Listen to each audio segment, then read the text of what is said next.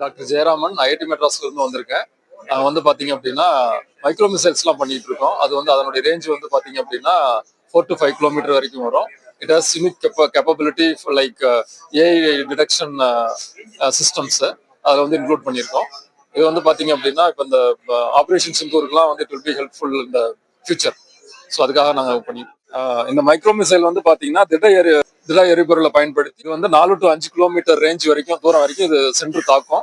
இது வந்து நம்மளுடைய செல்ஃப் ப்ரொடக்ஷன், அதாவது நம்மளுடைய பாதுகாப்பை உறுதிப்படுத்துறதுக்காக அண்டை நாடுகள்ல இருந்து வர்ற தாக்குதலை நம்ம வந்துட்டு முறியடிக்கிறதுக்காக இந்த மாதிரி மைக்ரோ மிசைல் நம்மளுக்கு தேவைப்படுது. அதை தான் நாங்கள் வந்துட்டு டெவலப் பண்ணிட்டு இருக்கோம். அதுவும் இல்லாமல் இதனுடைய மிகப்பெரிய அட்வான்டேஜ் என்ன அப்படின்னா ஏஐ ஆர்டிஃபிஷியல் இன்டெலிஜென்ஸ் யூஸ் பண்ணி இதனுடைய எனிமி மிசைல்ஸ் வந்து டிடெக்ஷன் பண்றதுக்கு இதனுடைய இது வந்து சிஸ்டம் வந்து டெவலப் பண்ணிட்டு இருக்கோம். ஸோ அதுவும் இல்லாமல் பார்த்தீங்க அப்படின்னா இது வந்துட்டு இட்ஸ்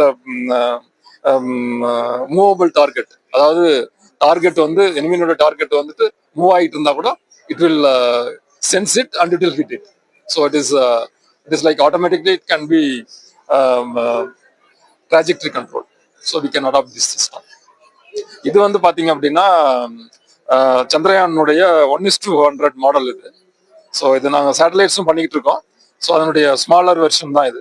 ஸோ பார்த்தீங்க அப்படின்னா அதனுடைய ஒரிஜினல் மாதிரியே இருக்கும், அதனுடைய எல்லா பார்ட்ஸ் எல்லாமே.